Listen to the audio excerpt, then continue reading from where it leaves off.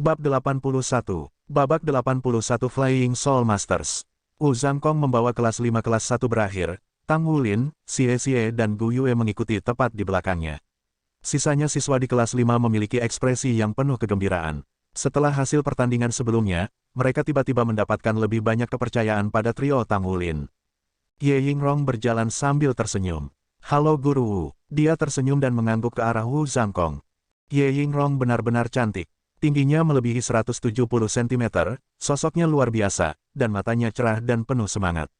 Rambutnya yang panjang dan jarang berwarna hijau muda diikat dengan kuncir kuda dan, dengan tambahan kulitnya yang putih, wajah lonjong, dan mulut ceri, banyak yang akan merasa dapat dipercaya jika diberitahu bahwa dia hanyalah seorang siswa akademi tingkat lanjut. Dia telah bergabung dengan Issei Academy sebagai guru pada usia 23 dan sudah menjadi 4 cincin leluhur jiwa. Bagi Wu Zhangkong, dia menganggap ini sangat baik untuk usianya.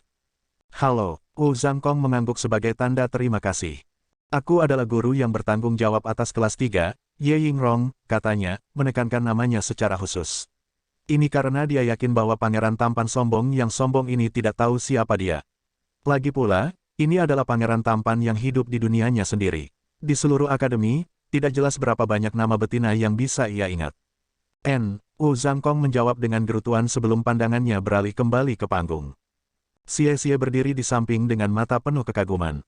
Hal yang paling membuat Xie Xie iri adalah arogansi sedingin es yang dimiliki Wu Zhangkong tentang dirinya.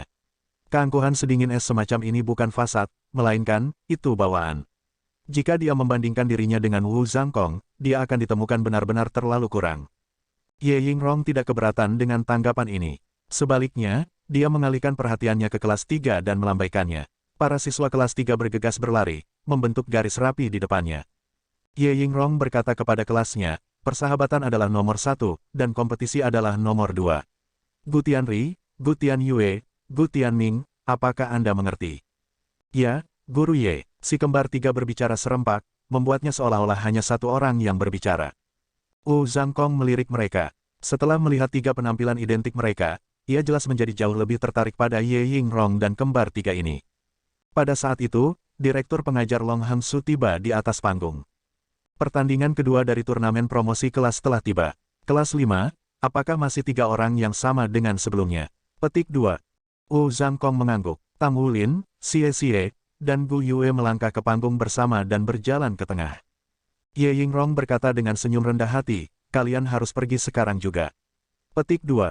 Kembar 3 identik naik ke panggung. Ketiga saudara ini memiliki sifat yang sama, seperti sosok langsing dan mata yang sangat tajam. Karena pemahaman mereka yang mendalam tentang satu sama lain, gerakan mereka sepenuhnya disinkronkan saat mereka berjalan di atas panggung. Wu Zhangkong tidak memberikan petunjuk kepada murid-muridnya. Mereka akan bertemu segala macam lawan di masa depan, dan turnamen promosi kelas dimaksudkan untuk membuat mereka marah. Jika mereka membutuhkan petunjuknya, maka mereka tidak akan bisa tumbuh. Trio Tang Wulin berdiri dalam formasi segitiga, dengan Tang Wulin sebagai pelopor sekali lagi. Mereka berdiri tegak dan stabil seperti gunung. 3 saudara laki-laki Gu berdiri dalam barisan, berdampingan. Gu Tianri ada di tengah, dengan Gu Tianyue di kiri dan Gu Tianming di kanan. "Apakah Anda semua siap?" tanya Long Hangsu seperti biasa. Setelah menerima jawaban dari kedua belah pihak, dia melambaikan tangannya, menyatakan dimulainya pertandingan. Saudara Gu secara bersamaan melepaskan jiwa bela diri mereka.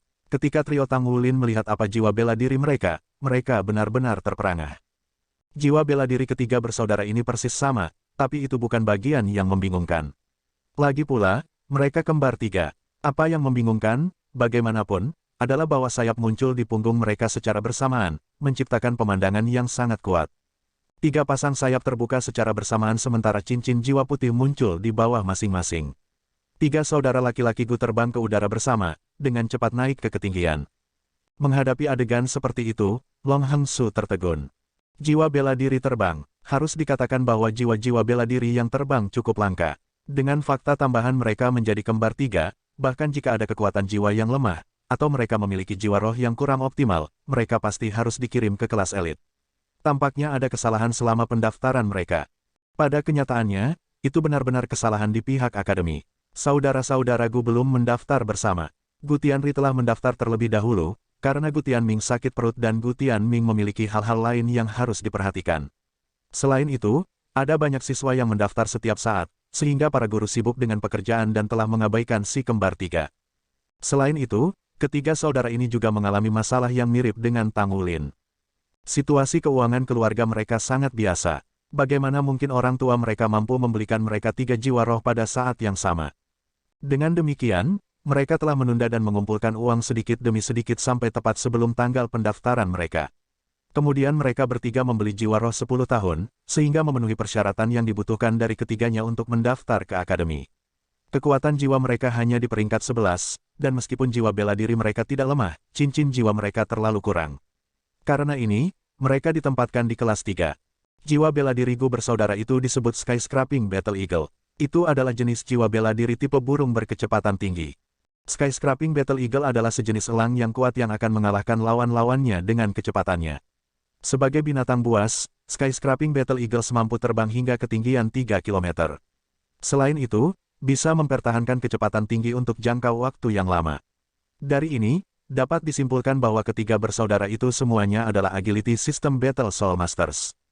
Jiwa roh pertama mereka identik, sejenis elang yang disebut Goose Falcon. Kecepatannya sangat cepat, tetapi kekuatan serangannya kurang dibandingkan.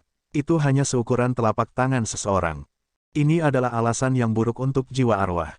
Jika mereka bisa memilih jiwa roh yang sedikit lebih kuat, kekuatan bertarung mereka akan beberapa kali lebih tinggi. Saat mereka telah melepaskan jiwa bela diri mereka, sepasang sayap elang abu-abu tumbuh dari punggung mereka dan mereka naik ke udara. Mereka bisa terbang. Bagaimana kita akan menghadapi ini? Xie memandang ke arah Tang Wulin saat dia berbicara. Tang Wulin memberinya sedikit senyum. Kita hanya perlu mengalahkan mereka. Gu Yue, bantu aku dengan elemen anginmu. Tang Wulin mengatakan ini kepada Gu Yue saat cahaya biru mekar di tangannya. Blue Silver Grace menembak ke arah Xie dan melingkari pinggangnya. Xie berteriak, aku takut ketinggian. Apa yang sedang kamu lakukan? Tang Wulin dengan sedih berkata, aku takut sakit, tapi bukankah kamu masih menusukku kemarin? Tanpa menunggu jawaban Xie, dia segera menarik Xie dekat, melingkarkan tangannya di pinggangnya. Lampu hijau melintas, menyebabkan tubuh Xie menjadi terang. Sepertinya berat tubuhnya sedikit berkurang. Pada saat itu, dia dikirim terbang seperti awan yang membubung menembus kabut. Di luar panggung, Ye Yingrong melihat Tang Wulin memegang Xie. Dia kemudian berputar beberapa kali sebelum meluncurkan Xie ke udara. Dia dilemparkan langsung ke trio. Lampu hijau melekat di tubuh Xie, menyebabkan dia tiba-tiba melesat lurus ke arah Gu Tianri. Bagaimana dia bisa melempar seseorang begitu tinggi? Ye Yingrong ketakutan, tapi dia dengan cepat menenangkan diri. Saudara-saudaraku memiliki jiwa-jiwa bela diri yang terbang dan kembar tiga. Sejak mereka memasuki akademi, dia memberikan perhatian khusus untuk melatih ketiga bersaudara ini. Dia telah melatih mereka dalam seni pertempuran udara dan kerjasama. Jika mereka hanya mengirim satu orang ke udara, bukankah ini hanya memberi 3 saudara laki-laki kesempatan untuk mengeroyok dia? Bab 82, Babak 82 kerjasama tim. Aku juga akan naik, bisik Gu Yue, memberitahu Tang Wulin. Tang Wulin menatapnya dengan kaget, tetapi Gu Yue sudah memposisikan dirinya di depannya.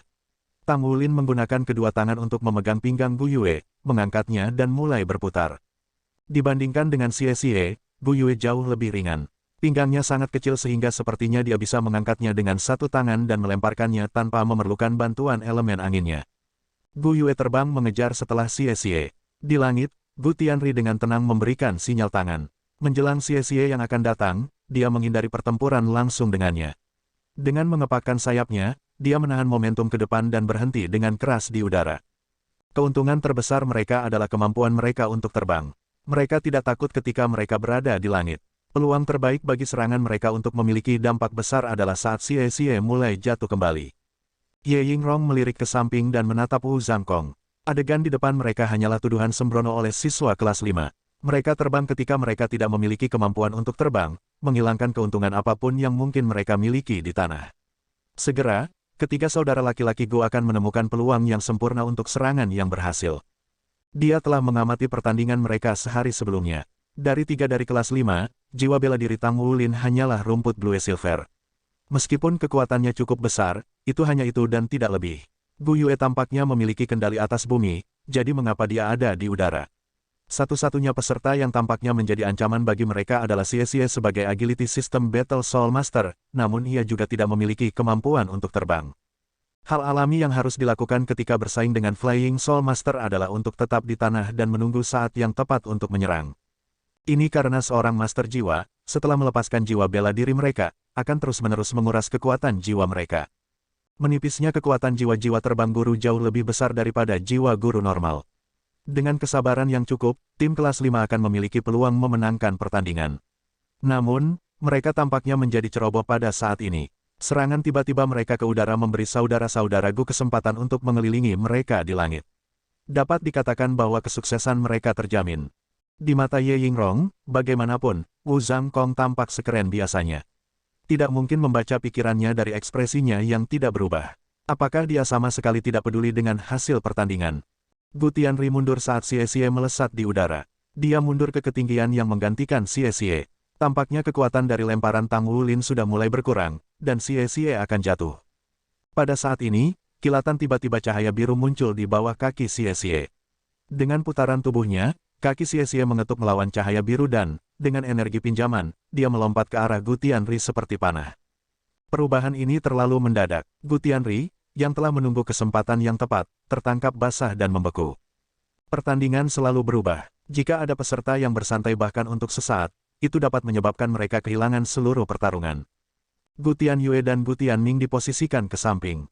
Ketika mereka melihat saudara tertua mereka berjuang untuk menghindari lawannya, mereka terbang untuk membantunya. Keduanya mengepakkan sayap dan mengaktifkan keterampilan jiwa pertama mereka. Keterampilan jiwa pertama mereka tidak hebat sama sekali dan tidak memiliki kekuatan ofensif. Itu hanya meningkatkan kecepatan mereka. Gu Yue saat ini setengah jalan. Itu adalah bola esnya yang telah membantu mengubah arah Xie Xie beberapa saat yang lalu. Saat ini, dia melihat Gu Tianyue dan Gu Tianming mencoba untuk memperkuat Gu Tianri dan itu membuatnya mengejek dengan jijik. Dia mengangkat kedua tangan dan dua es dilemparkan kedua saudara laki-laki Gu. Gu Tianyue dan Gu Tianming keduanya memiliki kontrol yang baik terhadap kemampuan udara mereka. Ketika mereka melihat es, mereka buru-buru mencoba menghindari serangan itu. Namun, lebih banyak gunung es terus terbentuk di tangan Gu Yue dan saat dia melemparkannya, itu membuat saudara-saudara itu tidak punya kesempatan untuk membantu Gu Tianri. Kecepatan Xie Xie cepat. Saat dia terbang di udara, Light Dragon Dagger-nya dilepaskan. Sinar cahaya keemasan kemudian ditembakkan. Gu Tianri ingin turun dan menghindari serangannya, tetapi rute pelariannya diblokir oleh Blade Naga ringan ini. Xie Xie saat itu di hadapan Gu Tianri, yang pada akhir kecerdasannya. Dia mencoba menendang Xie Xie dengan harapan menjatuhkannya. Menjaga pisaunya ke samping, Xie Xie menarik kaki Gu Tianri dengan tangan kirinya. Seperti Fata Morgana, dia melompat dan menepuk kepala Gu Tianri dengan flat belati naga ringannya. Dia kemudian melangkah ke bahu Gu Tianri dan melompat, terbang di udara seperti burung besar menuju Gu Tianyue, yang tidak jauh dari lokasinya saat ini. Keluar, Gu Tianri. Long Hangsu diposisikan di tanah dan memiliki pandangan yang jelas tentang pertandingan. Dia mengumumkan bahwa Gu Tianri keluar. Beberapa saat yang lalu, jika Xie Xie memiliki niat untuk membunuh, maka tenggorokan Gu Tianri akan terbuka. Gu Tianri tidak dibujuk, tetapi tak lama kemudian dia menyaksikan pemandangan yang mengejutkan. 3 bundel cahaya biru muncul di hadapan Xie Xie. Mengikuti jejak ini, Xie Xie menghubungkan dirinya ke 3 poin dan, sambil membalik 3 kali di udara, mendekati lokasi Gu Tianyue. Baru sekarang Gu Yue mulai turun dari udara. Tubuhnya berkilau dengan lampu hijau. Itu agak berbeda sehingga memungkinkan dia turun dengan kecepatan yang jauh lebih lambat daripada yang seharusnya terjadi. Hanya beberapa napas waktu sejak awal pertandingan, namun kemajuan pertandingan telah membuat penontonnya tercengang. Kombinasi luar biasa Gu Yue dan Xie Xie membuatnya tampak seolah-olah itu mudah bagi mereka untuk bertarung di udara seperti halnya bertarung di tanah. Saudara Gu jelas tidak cocok ketika bersaing dengan Xie Xie dari jarak dekat. Gu Tianming, di sisi lain lapangan dari mereka, hanya bisa melihat tanpa daya dengan gigi terkatup. Dengan wajah tiba-tiba, dia mengepakkan sayapnya dan menyerbu Gu Yue, yang perlahan-lahan turun ke tanah. Setidaknya dia harus mengalahkan seseorang. Kemudian dia bisa terbang dan menghilangkan kemungkinan diserang lebih jauh. Gu Yue telah menghasilkan 3 bola es saat dia turun, tapi dia tidak terburu-buru. Dia bahkan tidak repot-repot melihat Gu Tianming. Cahaya biru menyala di pinggangnya. Begitu Gu Tianming mendekatinya, tubuhnya bergeser ke samping dalam sekejap.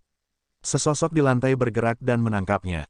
Pada saat yang sama, Gu Tianming hanya merasakan pengencangan di pinggangnya sebelum dia menemukan bahwa tubuhnya ditarik dari udara. Xie Xie turun dari udara dengan berdiri di atas bahu Gu Tianyue. Dengan Light Dragon Dagger menempel ke kepala Gu Tianyue, pemuda itu tidak berani untuk tidak turun. Adapun Gu Tianming, dia ditarik dan dilemparkan ke bawah oleh pusaran rumput Blue Silver Tang Wulin.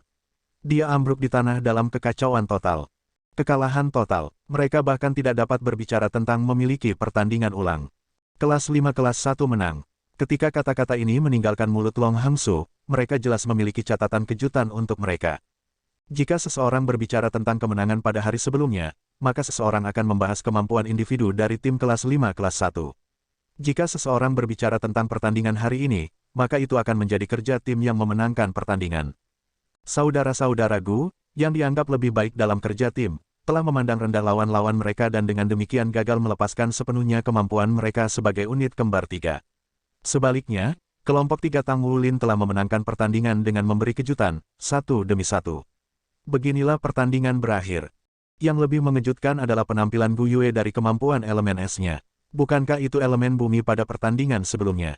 Apakah ini jiwa bela diri kembar? Itu adalah keajaiban di antara keajaiban. Apalagi saat mempertimbangkan keadaan sekitar elemen. Hati Long Hangsu penuh penyesalan. Dia telah dibodohi oleh Wu Zhangkong sehingga membiarkan keajaiban seperti itu masuk kelas 5. Kali ini, dia akan berada dalam masalah besar karena turnamen promosi kelas ini. Dia tidak jelas apakah kelas 1 akan bisa mencegah mereka menang. Ye Yingrong tertegun juga. Dia telah melatih saudara-saudara Gu selama beberapa bulan terakhir sekarang dan berkata pada dirinya sendiri bahwa si kembar 3 praktis berbarengan ketika di udara. Selain dari kekuatan serangan yang sedikit lebih lemah, kecepatan, kerja tim, dan kemampuan terbang mereka sangat sempurna dalam membantu mereka mendapatkan keunggulan dalam pertandingan. Tapi ini membuat mereka lengah. Dalam keadaan di mana mereka terikat untuk memenangkan pertandingan, lawan mereka mampu menunjukkan koordinasi diam-diam seperti itu. Beberapa bola es Gu Yue dilemparkan pada waktu yang tepat dan mendapatkan mereka beberapa keuntungan. Xie telah sepenuhnya memanfaatkan kemampuan agility sistem Battle Soul Master-nya, dan ini adalah premis bahwa dia tidak bisa terbang. Dia telah berhasil membuat beberapa transformasi di udara dan meminjam kekuatan dari ketiga bola es itu. Kemampuannya untuk melakukan ini dan kendali atas tubuhnya berada di puncak. Ye Yingrong menarik napas dalam-dalam dan memaksa dirinya untuk tenang. Sambil tersenyum, dia berbalik ke arah Wu Zhangkong dan berkata, "Selamat, Guru Wu. Anda akan berada di kelas 3 sekarang." Petik 2. Wu Zhangkong menjawab dengan lembut, "Itu bukan tujuan saya. Permisi." Ketika dia selesai, dia sedikit berbelok ke arah trio meninggalkan panggung dan menyapu mereka sekilas sebelum berjalan ke gedung asrama tanpa kata-kata atau komentar. "Apakah Guru Wu senang dengan kita atau tidak?" Xie curiga menanyakan hal ini pada Tang Wulin. Tang Wulin mengangkat bahu. "Bagaimana saya tahu? Saya menduga bahwa kita harus merangkum pertarungan." Petik 2. Gu Yue mengangguk. "Kita seharusnya tidak menyerang dulu. Sebaliknya, kami bisa menunggu kesempatan. Jika kami tetap di tanah dan mempertahankan posisi itu, mereka harus menyerang kami. Secara alami, mereka kemudian mencapai jarak yang membuatnya nyaman bagi kita untuk menyerang mereka. Begitu mereka turun, mereka tidak akan punya kesempatan. Dengan jiwa bela diri mereka yang terbang, kita tidak akan memiliki kesempatan jika mereka memutuskan untuk melarikan diri, tetapi untuk pertandingan ini mereka tidak memiliki kesempatan. Kita seharusnya tidak terburu-buru lain kali." Bab 83. Bab 83 Guang Biao. Xie memandang ke arah Tang Wulin. "Wulin, seperti yang dia katakan, kamu terlalu impulsif. Aku bukan seseorang yang bisa kau pilih begitu saja. Saya tidak tahu apa jenis kemarahan yang Anda miliki, tetapi saya tidak akan tahan dan menanggungnya." Petik 2. Tang Wulin dengan tulus berkata kepada Gu Yue, "Ini pertama kalinya kami menghadapi Flying Soul Masters, jadi saya benar-benar bertindak secara impulsif. Maafkan saya." Xie berkata dengan kaget, "Hei, aku pikir temperamenmu agak terlalu baik sekarang. Dia mengkritik Anda namun Anda masih dengan mudah meminta maaf." Petik 2. Gu Yue tertawa, "Puff, tidak ada gunanya mencoba membuat irisan di antara kita. Jika seseorang menunjukkan kesalahan kecil, maka akui kesalahan Anda dan ubah. Bahkan jika mereka menunjukkan kesalahan besar, maka Anda harus tetap mempertahankan keanggunan seorang pria. Apakah Anda pikir semua orang sepelik Anda? Wulin, aku akan mentraktirmu makan malam di jendela pertama malam ini." "Hanya satu kali makan." Petik 2. Tang Wulin tersenyum. Kedengarannya bagus. Bahkan lalat dianggap daging. "Ayo pergi, saya sudah lapar." Petik 2. Ye Yingrong menyaksikan ketiganya pergi ke ruang makan, tercengang dengan diam. Bahkan jika dia memiliki pengendalian diri yang luar biasa, pada saat itu, mulutnya tidak bisa membantu tetapi berkedut di sudut. Pihak lawan sama sekali tidak fokus pada bagaimana menghadapi mereka sama sekali. Sebaliknya, Mereka telah menyusun rencana di tempat untuk melawan perwakilan kelasnya. Apa artinya ini? Itu berarti bahwa semua yang mereka lakukan di atas panggung telah diimprovisasi. Tetapi mengapa koordinasi mereka begitu dalam? Dia mengeluarkan komunikator jiwa dari sakunya dan menekan nomor. Segera setelah itu, suara perempuan yang murni dan dingin terdengar. Apa itu adik perempuan? Ye Yingrong berkata, kakak perempuan, kami kalah. Petik 2. Kamu kalah. Jangan bilang bahwa lawannya juga Flying Soul Masters. Petik 2. Ye Yingrong memaksakan tawa pahit dan berkata, tidak sama sekali. Hanya saja koordinasi mereka luar biasa dan tim mereka terdiri dari individu-individu yang luar biasa. Kakak perempuan, Anda harus berhati-hati. Kelas 1 Anda mungkin bertemu lawan yang layak saat ini. Para siswa dari Pangeran Tampan Iblis Sombong itu tidak mudah ditangani. Anda pasti harus siap. Petik 2. Komunikator jiwa terdiam sesaat sebelum suara yang jernih dan dingin itu kembali dengan ketegasan di belakangnya. Aku sudah lama menunggu hari ini. Saat itu, dia telah mempermalukan saya, tetapi kali ini saya akan membalas budi. Kakak perempuan, kamu, Ye Yingrong tidak memiliki kesempatan untuk selesai berbicara sebelum kakaknya menutup telepon. Ye Yingrong mendesah tak berdaya saat dia berbicara di udara, kamu benar-benar terlalu kompetitif. Dia tidak salah ketika dia menolakmu saat itu, namun kamu sudah menyimpan dendam selama 2 tahun. Petik 2. Setelah makan malam, Xie menyarankan agar mereka keluar dari akademi untuk bermain lagi, tetapi segera ditolak oleh Tang Wulin. Alasannya sederhana, dia ingin pergi berkultivasi. Kekuatan jiwa adalah fondasi untuk segalanya. Ini adalah pelajaran pertama dan paling penting yang digali Wu Zhangkong di kepala mereka di kelas teori pertama mereka. Selain itu, tidak ada jalan pintas untuk meningkatkan kekuatan jiwa seseorang. Satu-satunya cara untuk meningkatkan adalah melalui meditasi yang konstan. Penolakan Tang Wulin menyebabkan Xie kehilangan dorongan untuk keluar dan bermain. Dengan demikian, ia memutuskan untuk bermeditasi seperti Tang Wulin, melakukan yang terbaik untuk berusaha mendapatkan cincin kedua. Sedihnya, hanya beberapa saat berlalu sebelum pintu mereka tiba-tiba terbuka. Zhou Zhangxi berlari. Itu tidak baik. Xie, Wulin, cepat dan lihatlah. Sekelompok orang berada di gerbang akademi. Bos mereka tampaknya cukup kuat juga. Dan, mereka memegang foto kalian berdua dan Gu Yue. Mereka memanggil akademi untuk menyerahkan kalian bertiga kepada mereka. Saya khawatir para guru akan segera keluar. Petik 2. Tang Wulin baru saja mulai bermeditasi dan belum sepenuhnya memasuki kondisi meditasi, jadi dia segera membuka matanya begitu dia mendengar kata-kata itu. Duduk di sisi yang berlawanan, Xie memberinya pandangan, dan kedua hati mereka tegang. Mungkinkah? Pergi, ayo kita lihat. Xie menegakkan punggungnya lalu melompat dari tempat tidurnya. Tang Wulin mengikuti, dan mereka berdua dengan cepat berjalan keluar. Begitu mereka meninggalkan asrama mereka bertemu Gu Yue. Kamu sudah dengar? Tanya Tang Wulin pada Gu Yue. Gu Yue mengangguk, tetapi ekspresinya tidak terganggu. Seharusnya tentang apa yang terjadi kemarin, kan? Cahaya dingin berkedip di mata Xie.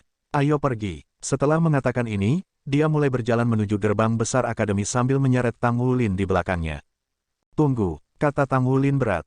Xie dengan marah menjawab, apa yang kita tunggu? Jika itu orang-orang dari kemarin, maka kita akan mengalahkan mereka lagi. Mengganggu orang untuk membayar biaya perlindungan, namun pencuri itu masih berani datang ke akademi dan menangis pencuri. Petik 2. Tang Wulin dengan kuat meraihnya. Xie berusaha berjuang bebas, tapi kekuatan apa yang dimiliki Tang Wulin? Tang Wulin tegas saat berkata, jangan terlalu impulsif. Hal ini seharusnya tidak sesederhana itu. Jangan lupa di mana kita berada sekarang. Ini adalah Issea Academy, Akademi Soul Master. Jika mereka masih berani datang ke sini meskipun mengetahui hal ini, maka itu berarti bahwa mereka percaya diri dalam dukungan mereka. Kami masih sangat lemah saat ini. Akan lebih baik mencari guru Wu dulu. Petik 2. Saat dia mendengarkan kata-kata Tang Wulin, Xie mulai mendapatkan kembali ketenangannya. Dia adalah anak yang cerdas, dan tidak lagi memiliki pikiran impulsif setelah dia mengerti arti Tang Wulin. Gu Yue mengangguk setuju. Saya berdiri dengan Wulin dalam hal ini. Kita harus mencari guru Wu dulu. Petik 2. Zhou Zhangxi menyela dari belakang, masalah ini menyebabkan gangguan besar. Setidaknya ada 200 orang menunggu di luar gerbang dan mereka semua tampak sangat sombong. Apa yang kalian lakukan? Petik 2. Tang Wulin menjawab, aku akan memberitahumu nanti. Ayo pergi, kita harus mencari guru Wu dulu. Petik 2. Jadwal Wu Zhangkong sangat ketat. Setelah makan malam, dia akan segera bermeditasi, jadi menemukannya tidak sulit sama sekali. Wu Zhangkong, mengenakan paocang putih tradisional, membuka pintu. Ketika dia melihat bahwa pengunjungnya adalah trio Tang Wulin, dia dengan dingin bertanya, apa pertanyaan kultivasi yang Anda miliki? Meskipun Xie juga memiliki arogansi es di dalam dirinya, ketika dia menghadapi Wu Zhangkong, dia tidak punya nyali untuk mengatakan apa-apa. Sebaliknya, dia menatap Tang Wulin dengan penuh harap. Tang Wulin berkata, Guru Wu, kita telah menyebabkan beberapa masalah. Meskipun dia agak gugup, dia masih mengumpulkan keberaniannya dan menceritakan kembali kejadian yang terjadi malam sebelumnya. Wu Zhangkong selesai mendengarkan dengan ekspresi acuh tak acuh, lalu dengan dingin berkata, sepertinya kalian benar-benar memiliki kemampuan. Setelah mengatakan ini, dia berjalan mendekat. Paocang putihnya tampak halus dan ringan, dan gemerisik oleh angin. Rambutnya juga terangkat ke atas dari pundaknya dan menari dengan angin. Aura duniawi ini membawa sedikit dingin di dalamnya, membuat orang lain merasa seolah-olah mereka dalam mimpi. Tang Wulin menepuk Xie yang terpana dan membangunkannya dari kebodohannya. Ketiganya mengikuti di belakang Wu Zhangkong dan menuju gerbang besar akademi. Di luar gerbang besar Akademi Issea adalah kerumunan yang tidak bisa ditembus dari setidaknya 200 orang yang tampak gagah dan gagah memegang semua jenis senjata. Di antara mereka ada beberapa orang yang memegang perangkat jiwa yang dilarang oleh Federasi. Mengikuti kemajuan teknologi jiwa, perangkat jiwa telah mengembangkan titik yang bahkan orang awam pun dapat menggunakannya. Jiwa guru masih memiliki posisi yang ditinggikan, tetapi kesenjangan antara mereka dan rakyat biasa telah dipersingkat karena teknologi. Bahkan orang awam bisa mengoperasikan mesia jiwa sekarang. Di bawah level tertentu, Soul Masters tidak jauh lebih kuat daripada orang biasa dengan perangkat jiwa. Ini adalah alasan mengapa orang-orang itu berani memblokir pintu masuk Akademi Soul Master. Di sisi Akademi Issea, banyak siswa dari divisi menengah dan lanjutan telah berkerumun di dekat gerbang. Menghadapi orang-orang kekar yang memegang 3 foto, mereka terkejut melihat bahwa itu adalah Tang Wulin, Xie dan Gu Yue. Beberapa pria kekar di bagian depan bahkan membawa tandu, yang di atasnya diletakkan long guang dengan kain kasa sepenuhnya. Sekelompok orang lain memegang spanduk raksasa, yang bertuliskan, pembunuhan harus dibayar dengan nyawa. Utang harus dibayar, serahkan pelakunya. Petik 2. Untungnya, bagaimanapun, ini masih Akademi Soul Master. Meskipun para pria kekar ini percaya diri dalam dukungan mereka, mereka tidak berani menyerang akademi. Pemimpin mereka berdiri lebih dari 2 meter dan memiliki tubuh yang sangat kuat. Mirip dengan Guanglong, kepalanya juga dicukur, tetapi ia memiliki beberapa cabang kecil. Dengan penampilannya yang pemberani, dia tampak seperti versi yang ditingkatkan dari Guanglong. Lengannya yang terbuka memperlihatkan otot-otot yang penuh dengan kekuatan yang menakutkan. Mata suramnya terus-menerus menyapu kerumunan, mencari 3 orang di foto. Orang seperti apa kamu, hingga benar-benar berani menyebabkan masalah di depan akademi? Tepat pada saat itu, sebuah suara marah memanggil. Long Hangsue muncul dengan lebih dari 10 guru mengikuti di belakangnya. Setelah melihat orang-orang di luar gerbang, hatinya sedikit tegang. Persis seperti yang dikatakan Tang Wulin. Meskipun mereka tahu ini adalah Akademi Master Jiwa, mereka berani datang karena mereka mendapat dukungan. Namaku Guang Biao, yang ada di tandu adalah adik laki-laki saya. Pria berkepala yang dicukur dengan tubuh tegap menyatakan dengan dingin. Penampilannya tidak semanah yang lain, tapi suaranya yang suram seperti petir bergema di telinga semua orang. Kekuatan jiwa yang sangat kuat. Budidaya ini adalah... Murid Long Hangsu berkontraksi saat dia menegang. Dia tiba-tiba teringat nama ini. Guang Biao, Anda Kapten Brigade Mesia Kota Issea. Itu Guang Biao. Setiap kota memiliki angkatan bersenjata sendiri. Selain pasukan polisi yang menjaga ketertiban di kota, ada juga kekuatan militer mereka. Issea City adalah kota pesisir utama, sehingga Federasi telah mengerahkan 500 jiwa Mesia di sini untuk membentuk Brigade Mesia. Bab 84, Bab 84 10.000 tahun cincin jiwa. Brigade Mesia berada di pangkat resimen utama, dan itu hanya pangkat yang lebih rendah daripada kepala eksekutif Issea City. Pada saat yang sama, tidak ada hubungan bawahan antara kedua peringkat ini. Wajah Long Hangsu segera berubah warna ketika dia mengetahui bahwa sosok yang besar dan tabah ini adalah Guang Biao. Bahkan jika kepala eksekutif Issea City ada di sini sekarang, dia tidak akan memiliki kemampuan untuk memerintah Guang Biao. Aku belum datang sebagai Kapten Brigade Mesia, tetapi hanya sebagai kakak laki-laki dengan adik laki-laki yang terluka parah. Keluarkan penjahat yang menyebabkan ini, perintah Guang Biao dengan dingin. Ketua Guang Biao, saya yakin pasti ada beberapa kesalahpahaman di sini. Long Hangsu berbicara dengan nada yang jauh lebih harmonis. Sebenarnya ada 3 anak di fotomu. Tidak mungkin saudara laki-lakimu terluka oleh ketiga anak itu. Petik 2. Long Hangsu memiliki pengetahuan yang jelas bahwa Guang Biao bukan seseorang yang bisa dianggap enteng. Dia adalah seseorang yang mengendalikan Brigade Mesha. Ini berarti bahwa semua pria kekar di belakangnya semua adalah Mesha Masters. Meskipun orang-orang biasa juga bisa menjadi Master Mesha, ini jarang terlihat. Mayoritas Master Mesha adalah Soul Masters. Bahkan jika pangkat mereka tidak tinggi, mereka masih memiliki pengalaman tempur yang kaya dan kontrol yang luar biasa dari perangkat jiwa. Di depan orang-orang seperti itu, akademi mereka benar-benar tidak bisa bersaing dengan mereka, belum lagi bahwa pihak lain juga bisa memobilisasi Mesha. Long Hangsu juga pernah mendengar tentang kehidupan Guang Biao. Kapten adalah sosok legendaris di kanannya sendiri. Dia berasal dari keluarga biasa dan kedua orang tuanya telah meninggal ketika dia masih kecil. Mengandalkan bakatnya sendiri, serta kerja kerasnya, ia berhasil mencapai posisinya saat ini pada usia 35. Dengan posisi kapten dan penanaman kekuatan jiwa dari 6 cincin, ia adalah kaisar jiwa yang sejati. Pangkat Master Mesha-nya juga telah mencapai Emperor Rank. Adapun seluruh Akademi Issea, satu-satunya dengan penanaman kekuatan jiwa dari Soul Emperor akan. Kesalahpahaman, anak-anak, adikku dipukuli habis-habisan. Sebagai kakak laki-lakinya, wajar bagi saya untuk menyelidiki masalah ini. Itu akan dilakukan pada akhir saya, bagaimanapun.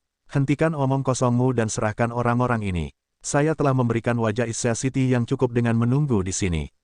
Jika Anda tidak menyerahkan orang-orang itu dalam 20 menit, maka kami akan pergi dan mencari mereka sendiri. Petik 2. Wajah Long Hangsu menjadi gelap ketika dia membentak dan berkata, Kapten Guang Biao, kamu tidak boleh berlebihan. Ini adalah akademi, tempat untuk membina siswa. Yang mana dari kalian yang belum lulus dari akademi? Saya tidak akan menyerahkan orang yang Anda cari. Jika Anda memiliki kemampuan, maka aktifkan Mesha Anda dan melangkahi mayat saya. Kalau tidak, jangan berpikir untuk melangkah ke Akademi Issea. Petik 2. Para siswa yang biasanya mengkritik cara keras Direktur Long sekarang merasakan darah mereka mendidih saat mereka menyaksikan adegan ini. Beberapa siswa senior bahkan melangkah maju atas kemauan mereka sendiri dan berdiri di belakang Long Hangsu. Tiba-tiba Guang Biao maju selangkah. Ketika kakinya mendarat, raungan yang dalam terdengar, seolah-olah tanah di bawah seluruh Akademi Issea bergetar darinya. Para siswa yang berdiri di depan bergoyang di tempat dan jatuh. Aku hanya percaya pada kekuatan. Apakah Anda semua berpikir murid-murid Anda akan dapat memblokir saya? Di mana rasa kebenaran Anda ketika Anda menolak untuk menyerahkan penjahat yang telah melukai saudara saya begitu parah? Saya telah mencoba untuk berbicara alasan dengan Anda, tetapi karena kepalan tangan saya lebih besar, saya hanya akan pergi dan menemukan orang yang saya cari. Saya akan melihat siapa yang memiliki kemampuan untuk menghentikan saya. Petik 2. Pada saat ini, suara sedingin es terdengar dari akademi. Saya paling tidak suka berbicara tentang alasan. Berbicara dengan tangan kita jauh lebih baik. Petik 2. Para penonton hanya merasakan buram di depan mereka ketika seseorang muncul di depan Issea Academy. Mengenakan paucang putih, mata hijau kehitaman orang itu berkilau saat rambut biru koral jatuh di punggungnya. Aura kesombongan mengelilinginya ketika dia berdiri di sana, suhu tampaknya menurun beberapa derajat. Perasaan itu paling jelas bagi Guang Biao. Ketika orang ini muncul, momentum kuat yang telah dia bangun beberapa saat yang lalu telah pecah, seolah-olah itu bertabrakan dengan Gletser. Guru Wu, ini Guru Wu, beberapa siswa di sisi Akademi Issea mulai menghiburnya. Siapa kamu? Mata Guang Biao menyipit ketika dia mencoba membangun kembali momentumnya. Wu Zhangkong dengan lembut berkata, 3 siswa yang Anda cari adalah siswa saya. Jika Anda dapat mengalahkan saya, Anda dapat melanjutkan. Kalau tidak, tersesat. Petik 2. Suaranya dingin, tanpa ada perasaan di baliknya. Dia berbicara seolah-olah hukumannya adalah fakta yang dinyatakan. Hahaha, bagus, saya belum pernah bertemu seseorang yang berani berbicara kepada saya dengan cara ini sebelumnya. Kamu telah menggelitik minat saya. Meskipun Guang Biao tersenyum, nyala api membakar dirinya. Sinar cahaya kuning yang kuat mengalir dari tubuhnya. Kuning, kuning, ungu, ungu, ungu, ungu. 6 cincin jiwa muncul dari bawahnya. Kaisar jiwa, 6 kaisar jiwa bercincin. Seruan tiba-tiba muncul di dalam tubuh siswa. Saat ia melepaskan jiwa bela dirinya, Guang Biao tumbuh setengah meter. Sebuah kilau kelabu dari logam muncul dari dahinya, menyebar ke bahu dan tubuh bagian atas dan kemudian seluruh tubuhnya. Seolah-olah dia telah diringkas oleh lapisan baju besi. Pada saat ini juga, 3 kelompok lampu muncul, 2 kuning dan 1 ungu. Kedua lampu kuning itu tampaknya berbentuk kadal dan identik. Sedangkan untuk cahaya ungu, sepertinya itu adalah piton besar. Ungu, jiwa roh 1000 tahun. Tidak ada keraguan bahwa 6 cincin jiwa itu dihasilkan oleh 3 jiwa roh ini. Hanya elit yang bisa memiliki jiwa roh 1000 tahun di dunia Soul Masters. Jiwa bela diri Guang Biao juga mirip naga lapis baja, Tetapi aura yang dipancarkannya jauh lebih kuat daripada Guanglong, dan itu memberi perasaan bahwa naga lapis baja ini adalah gunung yang terlalu besar untuk ditaklukkan. Momentum kuat terbentuk menjadi sesuatu seperti tornado yang meraung ke arah Wu Zhangkong, meledakkan pohon-pohon birunya yang panjang. Pada saat ini, semua penonton dengan alasan merasakan hawa dingin yang tiba-tiba di tubuh mereka, seolah musim dingin telah turun. Guang Biao melihat kilatan biru pucat. Kemudian amarah tornado ini berkurang setengahnya sebelum menghilang. Wu Zhangkong berdiri di tempat yang sama, jubah putihnya mengapung, tangan kanan terangkat ke udara. Pedang panjang biru pucat telah muncul di tangannya, Wei. Ujung pedang seperti musim semi musim gugur, cahaya pedang mengalir seperti air terjun. Pakaian putih, pedang biru, mengambang di udara seperti makhluk abadi. Dalam tempat perakitan Akademi Issea, hanya segelintir yang menyaksikannya bertarung sebelumnya. Karena itu, semua penonton memusatkan perhatian pada pedang itu. Cincin cahaya muncul dari bawah gagang pedang. Cincin jiwa ini tidak besar ukurannya, tetapi berkeliaran di sepanjang tubuh pedang. Namun, warna-warna cincin jiwa inilah yang membuatnya cerah dan menarik perhatian. Kuning, kuning, ungu, ungu, hitam, hitam. Ya, dua cincin jiwa terakhir berwarna hitam. Hitam mewakili 10.000 tahun. Itu memang cincin jiwa 10.000 tahun. Udara tampak diam, langit membeku karena kemunculan pedang ini. Wu Zhangkong berdiri dengan tenang di tempat yang sama, tetapi momentum kasar Guang Biao sebelumnya berubah menjadi batu. 10.000 tahun, 10.000 tahun cincin jiwa, bagaimana itu mungkin, bagaimana bisa mereka menjadi cincin jiwa 10.000 tahun? Bab 85, Bab 85 jubah putih dan pedang biru, es langit, dan dingin salju I. Guang Biao menatap Wu Zhangkong dengan ekspresi kaget. Sejak kepunahan binatang jiwa, sangat jarang cincin jiwa 10.000 tahun muncul. Bahkan untuk pagoda roh, bukankah sangat sulit untuk membuat 10.000 tahun roh-roh? Tapi bagaimana caranya? Bagaimana dia bisa memiliki cincin jiwa 10.000 tahun? Apa identitas aslinya? Karena ia dapat memperoleh cincin jiwa 10.000 tahun pada usia yang begitu muda, tekanan ini jelas berdampak pada Guang Biao. Sementara sisi impulsifnya bersemangat ketika menghadapi kaisar jiwa yang memiliki dua cincin jiwa 10.000 tahun, dia tidak lagi yakin akan kemenangannya. Wu Zhangkong bahkan tidak repot-repot menatapnya. Sebagai gantinya, dia hanya menundukkan kepalanya dan menatap pedang panjang di tangannya. Skyfrost Sword, itu adalah nama jiwa bela dirinya. Sudah berabad-abad sejak terakhir kali dia menggunakannya. Dia sudah memadatkan kekuatan spiritualnya ke dalam jiwa bela dirinya sejak lama. Kemunculannya seperti bersatu kembali dengan seorang teman lama. Ekspresinya tidak lagi memiliki ketidakpedulian dingin yang biasa, sebaliknya, ia memiliki jejak kebodohan di dalamnya pada saat itu. Sepertinya dia sedang menatap kekasihnya sendiri, tatapan selembut air. Kamu, Guang Biao berteriak di langit. Dia sudah dipojokkan. Jika dia mundur di depan semua bawahannya, mereka akan berpikir dia lemah. Bagaimana dia bisa memimpin mereka? Ini adalah alasan mengapa dia tidak bisa mundur dari pertempuran ini sekarang. Cincin jiwanya yang pertama menyala, menyebabkan tubuh besinya meledak dengan cahaya metalik. Tubuh naga lapis baja. Tiba-tiba Guang Biao mendorong dengan kaki kirinya, menyapu menuju Wu Zhangkong seperti badai. 1. Pada peringkatnya, terlepas dari apakah itu kecepatan atau kekuatannya, mereka berdua sangat menakutkan. Kepalan tangannya yang besar terayun ke atas saat dia meluruskan tubuhnya. Jika seseorang dikejutkan oleh tinju ini, mereka mungkin akan berada di ambang kematian. Wu Zhangkong sedang menatap pedang Skyfrost-nya sama seperti sebelumnya, tanpa satu gerakan pun sebagai tanggapan. Tinju naga lapis baja itu seperti badai, sosoknya besar. Pada saat ini, tidak ada yang bisa mengganggu pikiran kuat Guang Biao. Guru, hati-hati, Tang Wulin memanggil dari jauh. Tepat pada saat itu, Wu Zhangkong bergerak. Dia memutar tangan kanannya menyebabkan keenam cincin jiwa menghilang dari Skyfrost Sword secara bersamaan. Dengan lembut mengangkat ujung pedangnya, dia bertemu dengan kepalan tangan seperti gunung. Ding ding ding ding ding, sejumlah nota rapuh terdengar. Ketika suara pertama terdengar, Guang Biao, yang kekuatannya seperti naga tiran, dihentikan. Catatan renyah berikut adalah sisiknya terbang satu demi satu. Pada akhirnya, bahkan dengan tubuh kuatnya, dia terpaksa mundur selangkah. Dia ingin melawan, untuk melepaskan jumlah kekuatan jiwa yang lebih kuat, tetapi ketika Skyfrost Sword menyentuh tinjunya, ki pedang dingin menembus ke dalam tubuhnya. Pedang ki seperti jarum yang mengikuti pembuluh darah dan masuk ke tubuhnya, memaksanya untuk mengumpulkan semua kekuatan jiwanya untuk memasang pertahanan melawannya. Bagaimana dia bisa menggunakan keterampilan jiwa dalam keadaan seperti itu? 7 nota rapuh terdengar dan dia mundur 7 langkah. Namun sepertinya Wu Zhangkong hanya mengirim satu serangan pedang. Sinar biru muncul dari tubuhnya pada saat tabrakan. Aura luhur Wu Zhangkong tiba-tiba memiliki kualitas yang sangat padat untuk itu. Mata hijaunya yang dalam tiba-tiba berubah menjadi ungu, dan cahaya ungu berkembang dari murid-muridnya saat dia menyodorkan pedang Skyfrost-nya. Ini adalah gerakan sederhana yang tidak bisa dibuat lebih sederhana. Dari awal hingga akhir, mata Wu Zhangkong tidak pernah meninggalkan Skyfrost Sword-nya. Namun, ketika dia mengayunkan pedangnya, Guang Biao merasa seolah ada sesuatu di dalam tubuhnya yang terbakar.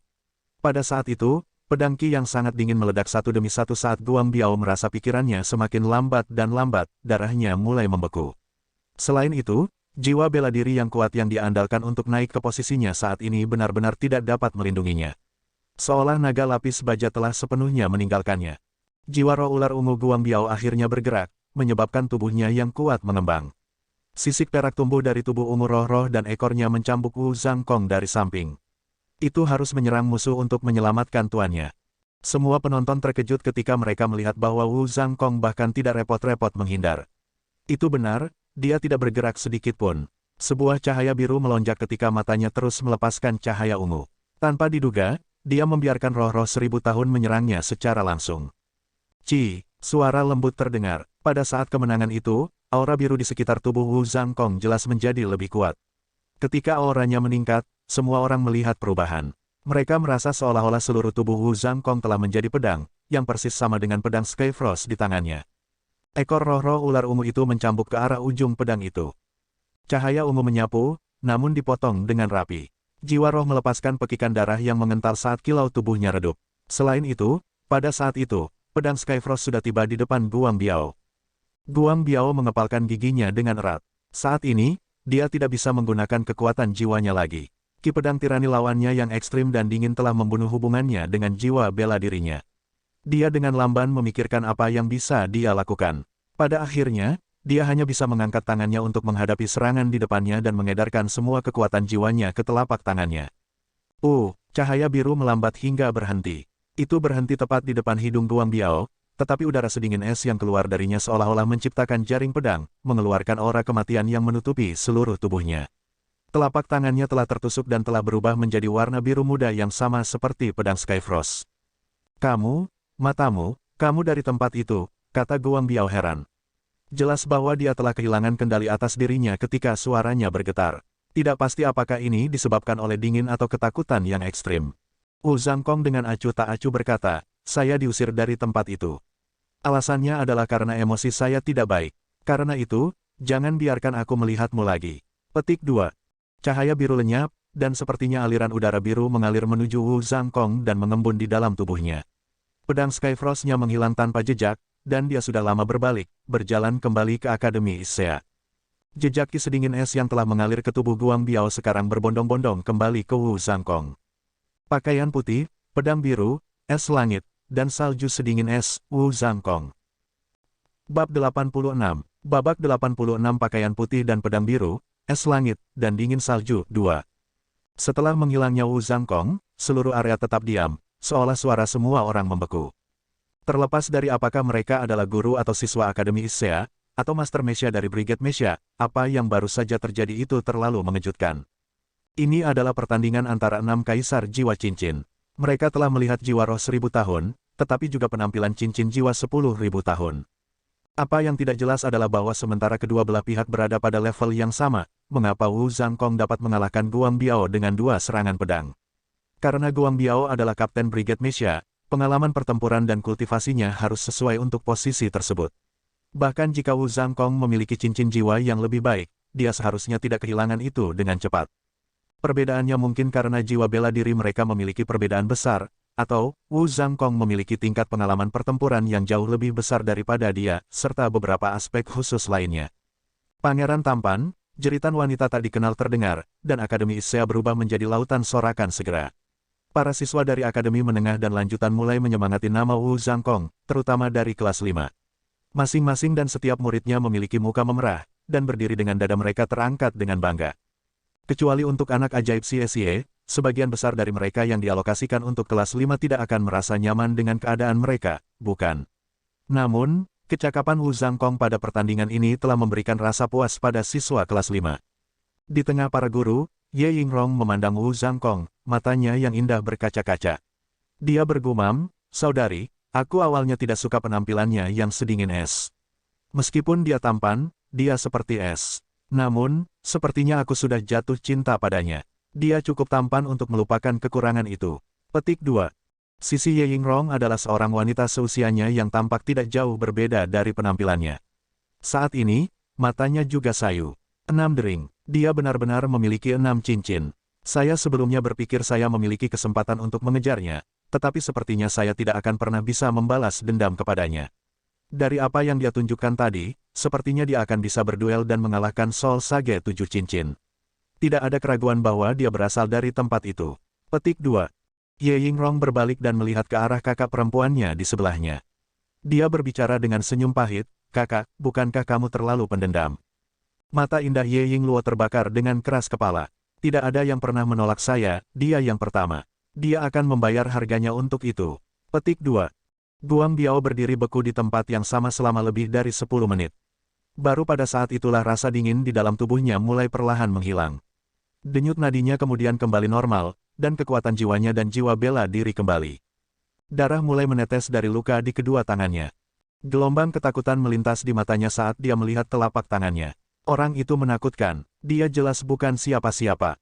"Kapten, bagaimana dengan kita?" Seorang pria dengan tubuh gagah berani yang sama bergegas ke Guang Biao dan bergumam, "Haruskah kita mengaktifkan perangkat jiwa dan mesya kita?" Guang Biao mengangkat tangannya dan mengirim pria itu terhuyung-huyung. "Omong kosong, jika Anda ingin mati, jangan seret saya. Mencoba menghapus masalah hari ini sudah sulit.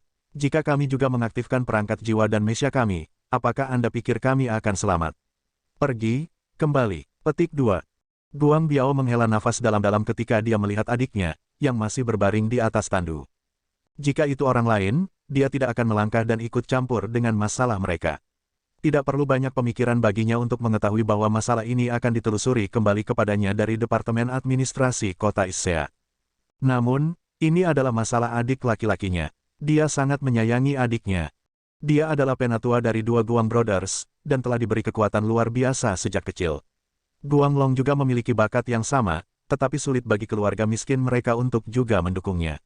Meskipun Guang Long tampil baik di akademi, dia tidak bisa menyatu dengan roh-roh, sehingga prosesnya telah tertunda. Guang Biao berusaha membantu adiknya dengan cara apapun. Dia berharap bahwa dengan bantuannya, Guang Long akan dapat bergabung dengan jiwa roh. Namun, dia sudah tumbuh melewati usia terbaik, jadi semuanya sudah terlambat. Dengan demikian, Guang Biao selalu merasakan rasa bersalah yang kuat terhadap Guang Long. Sejak itu Guang Long menjadi guci yang rusak dan mengumpulkan uang perlindungan dan masuk ke perkelahian mabuk, menjadi penjahat. Dengan dukungan dari Guang Biao, ia dianggap sebagai keberadaan tanpa hukum di dalam Issea City. Karena dia telah menderita kerugian yang sangat besar, Guang Biao menjadi sangat marah dan membawa pasukan untuk membangkitkan masalah. Namun, itu berakhir seperti ini. Mereka bertabrakan dengan dinding logam. Tang Wulin, Xie, dan Gu Yue dibawa kembali ke asrama mereka oleh gelombang kekuatan jiwa yang sedingin es. "Kembali dan lanjutkan latihan." Wu Zhangkong terdengar sedingin es. "Guru, bukankah kamu akan menyalahkan kami?" Tang Wulin tidak bisa membantu tetapi bertanya pada Wu Zhangkong karena mereka yang menyebabkan kekacauan ini. Wu Zhangkong meliriknya sekilas. "Apakah kalian semua melakukan kesalahan? Kenapa aku menyalahkan kalian? Kembali ke pelatihan Anda. Kamu tidak diperbolehkan meninggalkan akademi pada malam hari lagi, termasuk hari istirahat." Petik 2. Iya nih, Wu Zhangkong berjalan pergi, dan trio Tang Wulin kembali ke kamar asrama masing-masing. "Wulin, aku masih sedikit gemetaran. Apa yang baru saja terjadi?" Xie mencengkeram lengan Tang Wulin dengan erat. Dia memang masih gemetaran. Tang Wulin menanyainya dengan curiga, "Apakah kamu kedinginan?" Mata Xie bersinar terang. Tidak dingin. Saya senang. Saya tidak pernah tahu bahwa Soul Masters bisa sangat kuat. Apakah kamu merasakan sesuatu?" Pada saat itu, Guru Wu menghunus pedangnya, seolah-olah sekelilingnya telah berubah, membeku dengan penampilannya. "Itu ahli sejati. Akan luar biasa jika saya bisa sekuat Guru Wu suatu hari." Petik 2. Tang Wulin menamparkan tangannya dan membentak, "Kalau begitu kita harus segera kembali bermeditasi. Anda hampir di peringkat 20, apakah Anda masih tidak tahu bagaimana harus bekerja keras?" Petik 2. Xie menjawabnya dengan ragu, "Apakah kamu tidak bersemangat ketika kamu menonton adegan tadi?" Tang Wulin menjawab dengan jelas, "Ya, benar. Tapi apa gunanya bagiku? Guru Wu juga perlahan-lahan melatih dirinya untuk berada di tempatnya sekarang. Kami hanya bisa berlatih keras juga. Petik 2. Xie memutar matanya. Aku dikalahkan olehmu. Anda bisa bermeditasi. Saya akan tetap bersemangat untuk sementara waktu. Petik 2.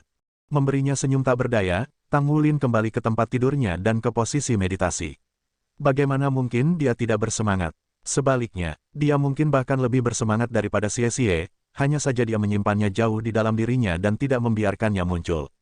Tumbuh lebih kuat, aku ingin tumbuh lebih kuat. Tang Wulin menarik napas dalam-dalam, pikirannya berfokus pada gambar dua serangan pedang Wu Zhangkong. Dengan itu, ia memulai meditasinya. Sepasang pedang yang menyerang gurunya terlalu menakjubkan. Itu hampir terasa seperti energi asing. Dia ingat bagaimana Wu Zhangkong tampaknya menarik pikiran dan hatinya ketika dia menyerang dengan dua serangan pedang itu. Seolah-olah Wu Zhangkong telah berubah menjadi pusat alam semesta dan telah menggunakan alam semesta itu dalam perang melawan Guang Biao. Mungkin bagi orang lain, serangan pedang kedua Wu Zhangkong adalah yang paling mengejutkan. Ketika Skyfrost Sword-nya memancarkan ki pedang sedingin es itu, pedang itu mengeluarkan momentum yang seolah-olah bisa menghancurkan hutan bambu. Namun, bagi Tang Wulin, serangan pedang pertama yang membuatnya terkejut. Bab 87. Babak 87. Aku punya naga di tubuhku. Ketika Wu Zhangkong mengangkat pedangnya dan mengarahkannya ke tanah, itu dilakukan dengan gerakan lembut dan bebas, tanpa jejak kekuatan di belakangnya. Dalam situasi itu, Tang Wulin tidak dapat dengan jelas melihat apa yang terjadi selanjutnya. Namun, ketika Skyfrost Sword Wu Zhangkong menyentuh tinju Guang Biao, dia bisa dengan jelas mendengar raungan naga sedih di dalam benaknya. Apalagi, raungan naga ini bergema terus-menerus.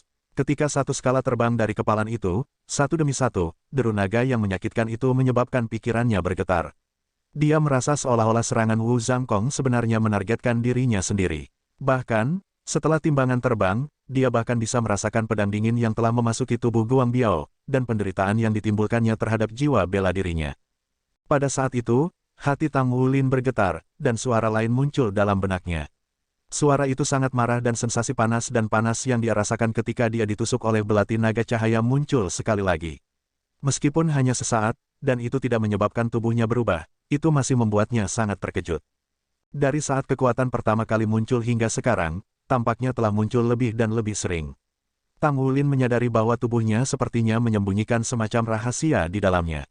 Selain itu, rahasia ini kemungkinan ada hubungannya dengan mutasi Grace Blue Silver-nya. Dengan pemikiran ini, hati Tang Wulin tidak bisa membantu tetapi bergerak dengan gelisah. Biasanya, akan sangat mudah baginya untuk memasuki keadaan meditasi, namun hari ini, dia tidak bisa menjaga pikiran yang tenang untuk waktu yang lama. Yun Xiao dan Zhou Zhangxi sudah kembali ke asrama. Meskipun biasanya tenang, Yun Xiao bersemangat tinggi ketika ia berdiskusi dengan Zhou Zhangxi dan Xie tentang dua serangan pedang dan pesonanya. Tang Wulin bisa mendengar diskusi mereka. Ketika ia mencoba memasuki kondisi meditasi, pikirannya secara bertahap dipenuhi dengan pikiran yang semakin mengganggu. Raungan naga yang terus-menerus itu membuat tubuhnya bersemangat. Tampaknya sesuatu yang istimewa tumbuh di dalam tubuhnya. Perlahan-lahan, kesadarannya menjadi kabur, dan raungan konstan naga mereda. Tampaknya dia akhirnya memasuki kondisi meditasi. Dia dengan lembut mengedarkan kekuatan jiwanya. Yang lain sudah bermeditasi pada saat ini, sehingga mereka tidak melihat pola vena emas muncul di tulang ekor Tang Wulin. Panas yang menyengat tiba-tiba menyelimuti tubuhnya, menyebabkan seluruh tubuhnya mulai gemetar. Alisnya dirajut, seolah dia sangat kesakitan. Kegelapan, itu gelap gulita, tidak ada yang bisa dilihat melalui kegelapan ini. Tang Wulin menemukan bahwa dia telah tiba di dunia yang gelap gulita. Tiba-tiba, cahaya keemasan muncul dari kejauhan. Cahaya keemasan itu terlalu menyilaukan, dan dia tidak bisa tidak memberikan semua perhatiannya. Cahaya keemasan semakin dekat dan dekat, menyebabkan ukurannya yang besar menjadi lebih jelas semakin dekat. Ketika Tang Wulin akhirnya bisa dan dengan jelas melihat benda apa itu, dia terkejut menemukan bahwa itu sebenarnya naga emas raksasa. Naga emas memiliki 5 cakar, dan seluruh tubuhnya ditutupi sisik emas besar. Sepasang tanduk tumbuh dari kepalanya, dan bentuknya seperti ular. Ah, kenapa dia tahu itu naga? Itu jelas berbeda dari naga di benua. Itu tidak memiliki sayap dan memiliki 5 cakar di bawah perutnya. Namun, bagaimana dia tahu itu naga? Cahaya keemasan tiba-tiba berkembang, memberi Tang Wulin perasaan orang yang memandang ke bawah ke tanah. Ketika dia menundukkan kepalanya sendiri, dia bisa melihat tubuhnya. Pada saat ini, tubuhnya tampak agak ilusi. Dia berdiri di atas lantai ubin biru dan sepertinya dia berada di aula besar. Yang melayang di udara di dalam aula ini adalah naga emas raksasa itu. Dibandingkan dengan sebelumnya, dia bisa melihat lebih jelas sekarang. Tang Wulin kagum menemukan bahwa naga itu panjangnya lebih dari 100 meter dan memiliki 18 cincin cahaya di sekitarnya. Setiap cincin cahaya memancarkan cahaya biru jernih. Dia tidak tahu mengapa, tetapi ketika Tang Wulin melihat cahaya biru ini, hal pertama yang dia pikirkan sebenarnya adalah Blue Silver Grace miliknya. Akhirnya kamu sudah sampai. Pada saat itu, suara murni, dingin terdengar di seluruh aula. Dalam sekejap, seluruh aula diterangi oleh sinar keemasan yang kemudian terkondensasi di tengah menjadi bentuk manusia. Bentuk tubuh sangat transparan, dan tidak mungkin untuk melihat penampilannya yang tepat. Itu hampir seolah-olah tubuhnya dibuat murni dari cahaya dan bayangan. Kamu siapa? Tempat apa ini? Apakah saya bermimpi? Tanya Tang Wulin. Mungkin Anda. Saya juga tidak tahu siapa saya. Suara siluet emas itu sepertinya bingung. Aku hanya seutas kesadaran surgawi. Saya adalah benang kesadaran surgawi yang didedikasikan untuk membimbing Anda. Anda dapat mengatakan bahwa ini adalah impian Anda, tetapi Anda juga dapat mengatakan bahwa ini adalah bagian dari tubuh Anda. Petik 2. Tang Wulin baru berusia 9 tahun, jadi keingintahuannya jauh lebih besar daripada ketakutannya. Dia dengan rasa ingin tahu bertanya, jadi maksudmu aku punya naga di tubuhku? Sosok emas berkata, itu bukan hanya naga, tetapi seorang raja naga. Lebih tepatnya, itu adalah jiwa Raja Naga Emas. Petik 2. Tang Wulin bertanya dengan kagum, apakah itu jiwa bela diri saya? Tidak, jawab sosok emas itu. Dalam arti tertentu, itu adalah bencana bagimu. Ini karena energi Raja Naga Emas terlalu kuat, jadi tubuhmu yang lemah tidak tahan. Jika energinya putus, Anda akan mati. Petik 2. Mati. Tang Wulin tercengang. Dia masih muda dan tidak pernah berharap untuk menghadapi konsep kematian secepat ini. Jika dia meninggal, lalu apa yang akan terjadi pada ibu dan ayahnya? Dia juga tidak akan bisa mencari Nur. Apakah aku pasti akan mati? Tanya Tang Wulin dengan bodoh. Jika itu pasti, maka aku tidak akan muncul di sini. Jika Anda mengikuti instruksi saya, Anda akan memiliki kesempatan untuk hidup. Namun, itu akan sangat sulit bagi Anda. Suara sosok emas itu menenangkan. Tang Wulin menggigit bibirnya. Lalu apa yang harus aku lakukan? Sosok emas dengan serius berkata, karena kamu telah datang ke sini, itu adalah bukti bahwa kamu sudah bisa merasakan kekuatan jiwa dan mulai dipengaruhi olehnya. Raja Naga Emas memiliki kekuatan fisik terbesar, sehingga energinya juga akan memengaruhi tubuh Anda. Bukankah kekuatanmu melebihi kekuatan orang biasa? Petik 2. Sebelum ini, Tang Wulin masih berpikir itu adalah mimpi. Namun, ketika dia mendengar kata-kata sosok emas itu, dia perlahan-lahan menyadari bahwa mungkin itu bukan mimpi. Paling tidak, ini tidak sesederhana mimpi. Iya nih, kekuatan saya jauh lebih besar daripada orang biasa, kata Tang Wulin jujur. Sosok emas berkata, itu karena kamu sudah dipengaruhi oleh Raja Naga Emas. Energi Golden Dragon King seperti bom waktu dalam tubuh Anda. Hanya karena ke-18 meterai itu pada tubuhnya yang maha kuasa kamu masih bisa hidup. Untuk mengatasi masalah ini, Anda hanya bisa mengandalkan diri sendiri. Kekuatan Raja Naga Emas sangat besar, tetapi 18 segel itu membatasi kekuatannya secara berurutan. Untuk hidup, Anda harus membatalkan segel itu satu persatu untuk secara bertahap mengasimilasi energi Raja Naga Emas. Hari Anda dapat sepenuhnya mengasimilasi semua energinya adalah hari ketika Anda benar-benar aman. Petik 2. Mengasimilasi. Bagaimana saya mengasimilasi energinya? Tang Wulin segera bertanya. Bab 88. Bab 88 ini bukan mimpi. Cahaya keemasan berkata, jika kamu berhasil di sini, maka itu adalah bukti kamu memiliki dasar yang diperlukan untuk mengasimilasi energi dari segel pertama. Agar kamu bisa menyerap jiwa Raja Naga Emas, kamu harus kuat secara fisik. Kedua, Anda juga akan membutuhkan bantuan eksternal. Untuk segel pertama Anda harus menemukan 3 benda. Ketiga objek ini dapat digunakan untuk membantu meningkatkan kekuatan fisik Anda. Saya telah dibangunkan, jadi saya akan menunggu Anda untuk mempersiapkan 3 objek ini. Ketika Anda menerapkan ketiganya secara bersamaan, saya kemudian akan membantu Anda menerobos kekuatan segel pertama. Kamu harus ingat, jiwa Raja Naga Emas memiliki efek bermata dua pada tubuhmu. Ketika Anda mengkonsumsi jiwa, itu akan memperkuat Anda. Namun, jika Anda terlalu lama menyerapnya, maka segel itu tidak akan bisa melanjutkan penindasannya terhadap jiwa. Anda akan mati begitu mencapai usia 10 tahun. Temukan ketiga benda itu, kalau tidak, aku tidak akan bisa menahan tekanan segel pertama. Petik 2. 10 tahun. Dia hanya setengah tahun lagi dari ulang tahunnya yang ke-10. Apa 3 benda itu? Tang Wulin buru-buru mengajukan pertanyaannya.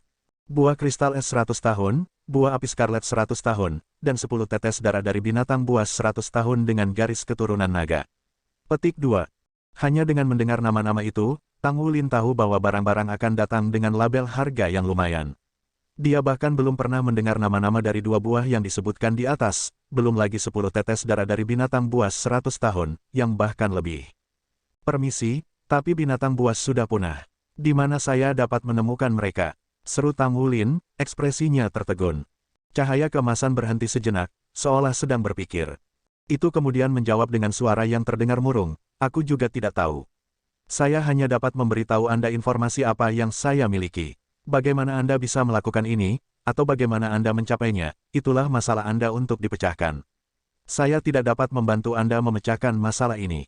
Saya hanya dapat mengingatkan Anda bahwa Anda harus membuka segel pertama dan menyerap jiwa yang tertekan pada usia 10 tahun. Kalau tidak, Anda akan mati. Ketika kamu telah menemukan benda-benda ini, masukkan keadaan meditasi sekali lagi dan fokus pada gambar naga. Saya kemudian akan mengantar Anda ke sini. Sekarang, saya akan membawa Anda keluar dari tempat ini.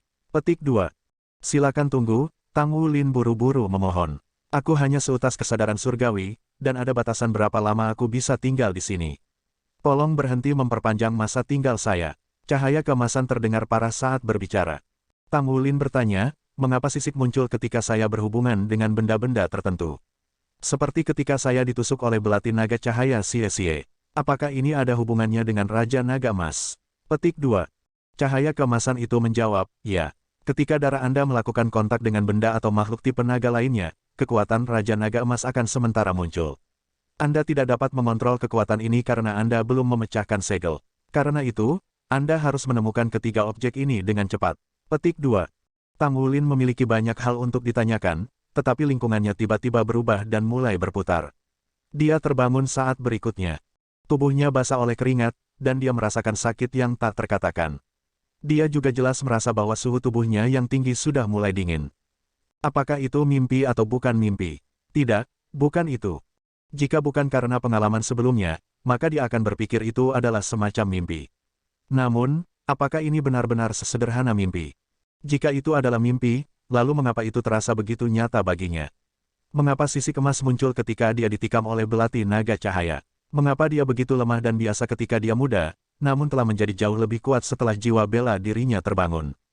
Tetapi jika itu bukan mimpi, lalu mengapa ada jiwa naga di dalam tubuhnya yang terus-menerus membahayakan hidupnya? Sosok cahaya keemasan itu mengatakan bahwa meskipun ini adalah krisis, itu juga sebuah peluang. Untuk menyerap jiwa naga, jadinya dia nanti apa? Ada banyak pertanyaan di kepalanya, dan penjelasan cahaya keemasan tidak menjawabnya. Sambil menggelengkan kepalanya dengan paksa, dia menenangkan pikirannya dan bangkit dari tempat tidur. Dia pergi ke ruang cuci untuk membersihkan tubuhnya dan kemudian berganti pakaian kering. Setelah itu, dia kembali tidur. Tenang, aku harus tenang, katanya dalam hati. Saat dia mengambil napas dalam-dalam, mata Tang Wulin menjadi fokus. Setidaknya 2 poin bisa diringkas. Pertama, benar-benar ada jiwa naga di tubuhnya dan itu adalah ancaman bagi hidupnya sampai dia bisa menyerapnya. Kedua, jika dia bisa menyerap jiwa naga, maka kekuatannya secara bertahap akan menjadi lebih kuat. Jadi, hal pertama yang harus dia lakukan adalah menemukan ketiga benda yang disebutkan oleh cahaya emas kepadanya. Setelah itu, ia kemudian akan mencoba menyerap kekuatan yang ditekan oleh segel pertama. Hanya ketika dia mencobanya dia bisa mengerti apa itu. Jika ia menyerap jiwa, dapatkah ia mengendalikan kekuatan timbangan itu?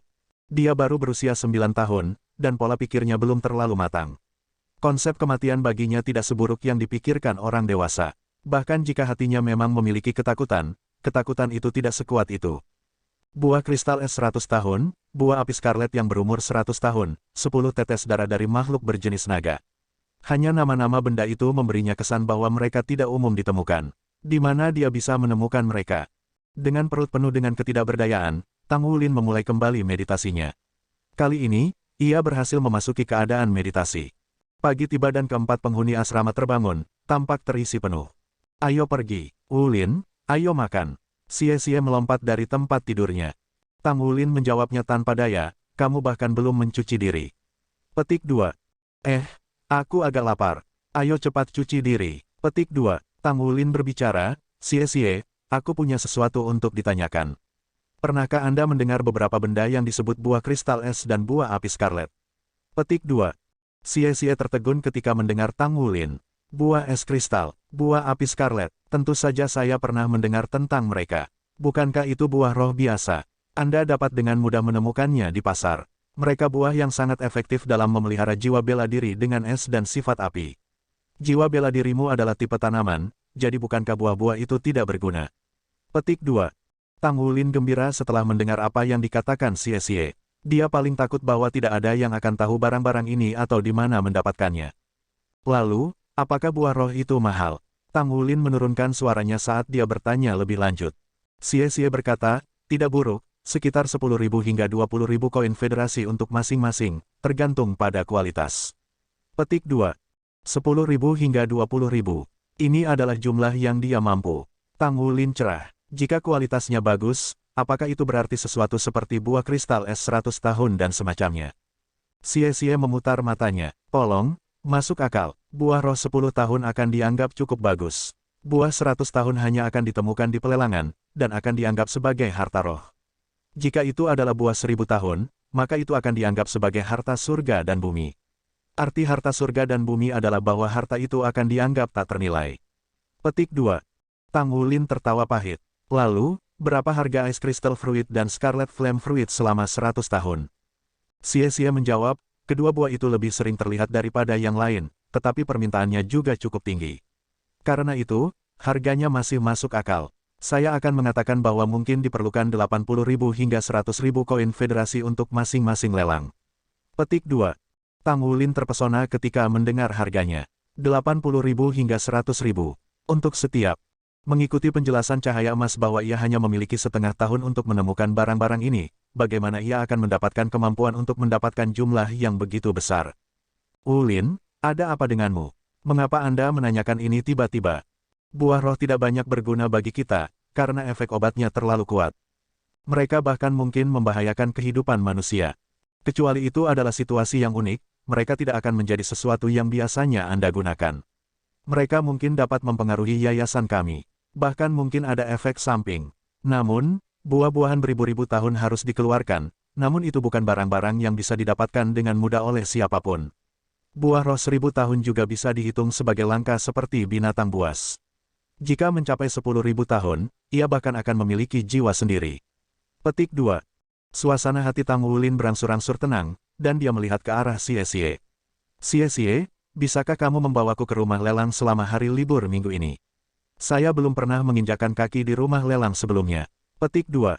Tentu, Xie setuju tanpa berpikir dua kali. Dia adalah orang yang memperlakukan orang asing dengan dingin, tetapi dia berubah secara drastis ketika merawat seorang teman. Xie sebenarnya adalah orang dengan karakteristik jujur. Xie pindah untuk mandi, tetapi Tang Wulin tetap kembali dan mengambil komunikator jiwanya yang jarang digunakan dari cincin penyimpanan. Dia memutar kontak pertama yang tersimpan di komunikator. Dudu, Wulin, ada apa? Suara akrab Tian mengalir dari ujung lain dari komunikator. Guru, apakah Anda akan datang ke Issea City selama hari istirahat minggu ini? Tanya Tang Wulin. Mang Tian bertanya, mengapa? Apakah Anda memiliki beberapa pertanyaan tentang penempaan? Petik 2. Tang Wulin menjawab, tidak, tetapi saya memiliki sesuatu yang ingin saya diskusikan dengan Anda. Petik 2. Mang Tian terdiam beberapa saat sebelum berkata, itu bagus. Guru juga memiliki sesuatu untuk didiskusikan dengan Anda. Saya akan datang pada sore hari istirahat itu. Petik 2. Ya, saya akan menunggu di bengkel, jawab Tang Wulin dengan hormat. Mata Tang Wulin memberi sedikit perenungan mendalam segera setelah komunikasi berakhir. Segel itu ada di sana, tetapi ia hanya memiliki waktu setengah tahun. Yang paling dibutuhkannya sekarang adalah uang. Dia perlu mendapatkan lebih banyak uang. Namun, dia tahu betul bahwa dengan situasinya saat ini tidak mungkin. Dia harus memikirkan beberapa cara lain. Ingat, ini adalah jenis jiwa yang berbeda dari jiwa bela diri. Bab 89, Babak 89 Pameran Rumah Lelang. Makan, belajar, turnamen promosi kelas. Hari-hari berlalu dengan cepat. Trio Tang Wulin sudah mulai ditunjukkan dari kerumunan yang tak terhitung jumlahnya sepanjang hari. Tentu saja, ini karena peristiwa di gerbang masuk sehari sebelumnya. Banyak orang merasa aneh bahwa trio Tang Wulin belum dihukum oleh akademi. Faktanya, semuanya berjalan seperti biasa, seolah-olah tidak ada yang terjadi sama sekali. Jumlah siswa yang telah berkumpul di sekitar Wu Zhangkong untuk menontonnya bertambah lebih besar sekarang, begitu banyak sehingga banyak guru bahkan tidak bisa masuk. Setelah pertempuran hari sebelumnya, ketenaran Pangeran Iblis Sombong Charming telah mencapai tingkat yang sama sekali baru. Dia bukan hanya pangeran tampan siswa perempuan sekarang, melainkan, dia adalah pangeran tampan dari seluruh akademi. Terlepas dari semua ini, Wu Zhangkong tidak menunjukkan reaksi sama sekali dan adalah dirinya yang dulu. Dalam pertandingan sepulang sekolah dengan kelas 2 kelas 1, Tang Wulin, Xie, dan Gu Yue tidak menghabiskan terlalu banyak kekuatan. Hanya satu dari lawan mereka yang memiliki cincin jiwa 100 tahun, dan ketika dihadapkan dengan koordinasi trio Tang Wulin, mereka sama sekali tidak berdaya. Xie didukung oleh daya tembak Gu Yue dan dengan mudah bisa mengalahkan lawan mereka. 3 pertempuran, 3 kemenangan. Dengan tambahan ledakan di gerbang sehari sebelumnya, kelas 5 telah menjadi fokus perhatian seluruh akademi. Besok adalah hari istirahat mereka, dan setelah hari istirahat mereka, akan tiba saatnya bagi mereka untuk menantang kelas 1. Setiap kelas 1 sama sekali berbeda dari yang lain. Itu karena kelas 1 adalah pertemuan para jenius paling menonjol tahun itu. Dalam 20 tahun terakhir, kelas 1 tidak pernah dikalahkan oleh kelas di bawah mereka dalam peringkat. Setelah makan malam, Tang Wulin dan Xie bersiap untuk kembali ke asrama mereka, tetapi Gu Yue menghentikan mereka. Kemana kalian berdua pergi besok?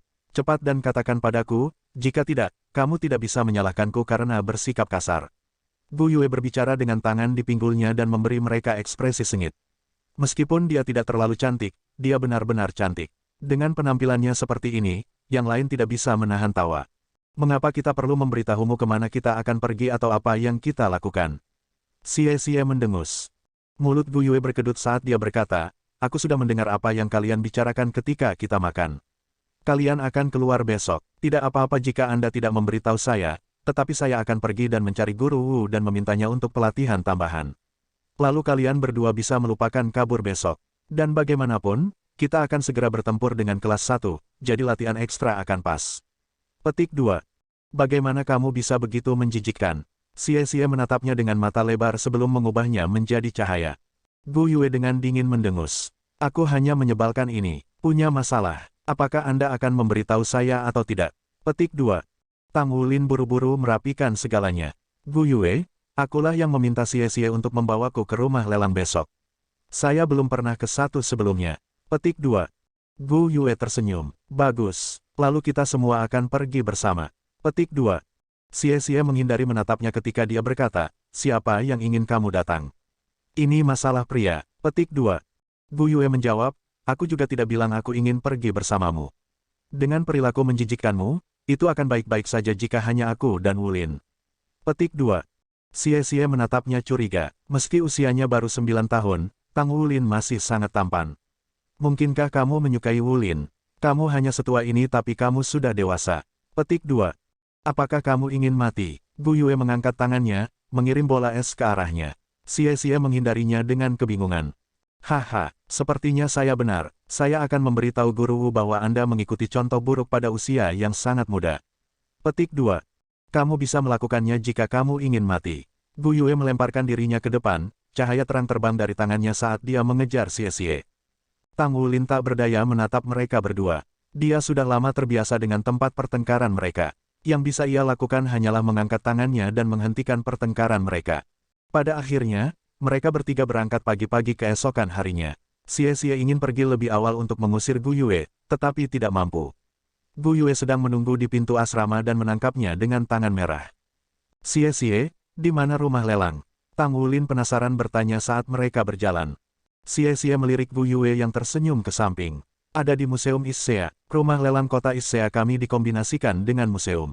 Ada tempat khusus untuk memamerkan barang lelang di museum. Mereka juga akan secara berkala mengadakan lelang. Mari kita lihat barang-barang di pameran. Waktu lelang juga akan terdaftar di sana. Petik 2. Gu Yue penasaran bertanya pada Tang Wulin, Wulin, kenapa kamu tiba-tiba ingin pergi ke rumah lelang? Saya tidak pernah melihat Anda menunjukkan minat sebesar ini sebelumnya. Petik 2. Tang Wulin berkata, itu hanya kemauan tiba-tiba. Mari kita pergi dan melihat-lihat dengan santai. Petik 2. Museum Issea terletak tepat di sebelah selatan pusat kota Issea. Itu adalah bangunan sederhana dan tanpa hiasan, dan terdiri dari satu bangunan utama dan dua bangunan sekunder. Bangunan utama memiliki pameran dengan segala macam spesimen binatang jiwa langka. Issea City telah menjumpai segala macam barang dan binatang buas selama berbagai zaman.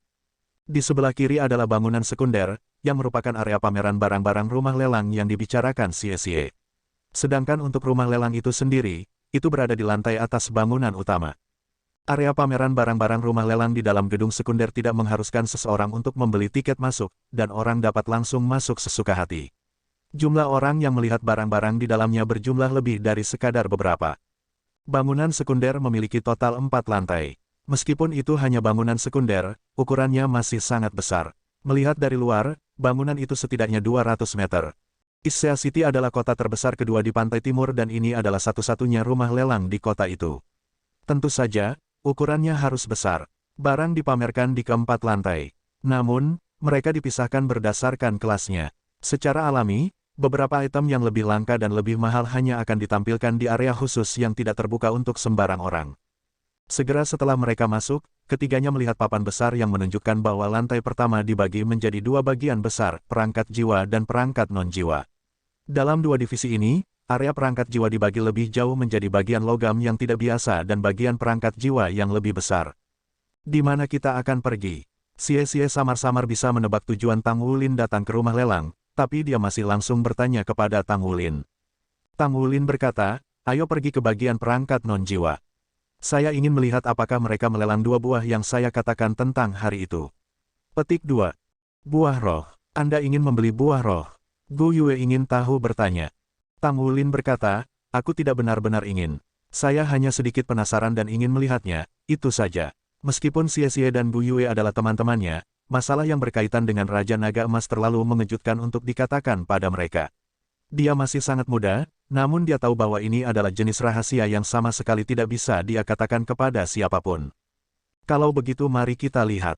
Jelas, itu bukan pertama kalinya Xie di sini. Dia merasa nyaman saat dia membimbing 2 lainnya ke ruang pameran. Lingkungan mereka dipenuhi dengan etalase kaca besar. Di dalam mereka ada banyak hal yang Tang Wulin bahkan belum pernah dengar sebelumnya. Yang termurah dari barang-barang masih akan menelan biaya setidaknya 100.000 koin federal. Kotak kaca ini semuanya diproduksi menggunakan paduan transparan khusus dan jelas tidak dapat dibandingkan dengan kaca normal. Ini adalah bagian buah roh. Anda pergi dan melihatnya. Setelah mereka memasuki ruang persegi panjang yang luas, Xie berhenti. Ruangan itu sekitar 300 meter persegi. Itu berisi segala macam buah roh dan tanaman langka. Setiap buah roh memiliki deskripsi yang menyertainya. Bab 90. Bab 90 Pemuda Miskin.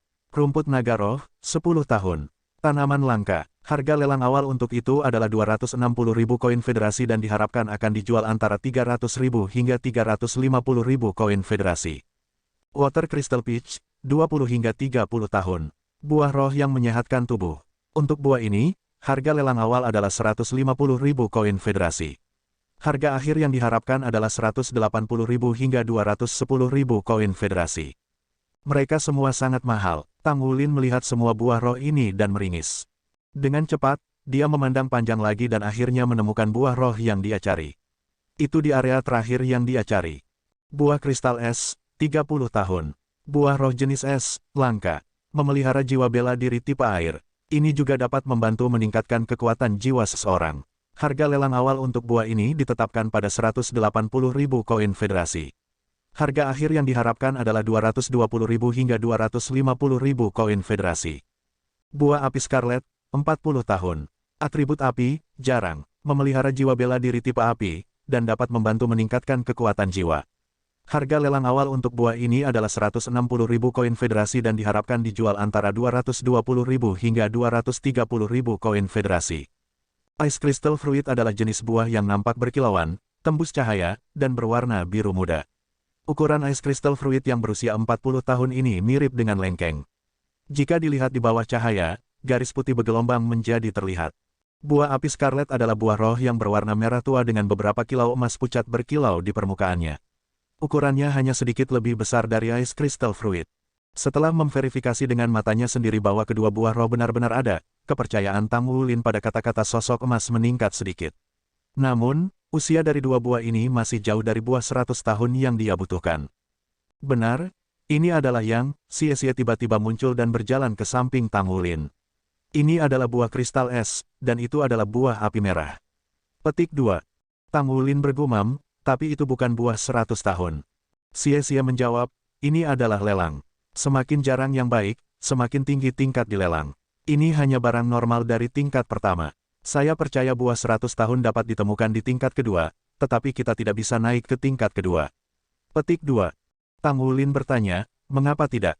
Xie menjawab, untuk memasuki level kedua, Anda harus terlebih dahulu membayar deposit untuk mendapatkan kualifikasi untuk menawar. Entah itu, atau Anda harus menjadi profesional peringkat ketiga dan dapat masuk dan mengunjungi. Petik 2. Deposito, berapa deposit ini? Tanya Tang Wulin. Xie menatapnya dengan ekspresi aneh. Kamu nampaknya sangat ingin mendapatkan buah kristal es yang berumur 100 tahun dan buah api merah. Kalau tidak, mengapa kamu begitu serius? Petik 2. Tang Wulin menghela nafas dengan lembut dan hanya berkata, tolong, lanjutkan saja dan jelaskan. Petik 2. Mengamati kepahitan dalam pandangan Wulin, Xie mengerutkan kening. Wulin, apakah Anda bertemu dengan beberapa kemalangan? Tang Wulin menggelengkan kepalanya. Aku tidak ingin membohongimu, dan aku juga tidak bisa memberitahumu. Jika Anda tidak menjelaskan, maka saya akan bertanya kepada orang lain. Petik 2. Setelah melihat bahwa Tang Wulin diatur untuk pindah, Xie buru-buru menghentikannya. Baiklah, aku akan memberitahumu.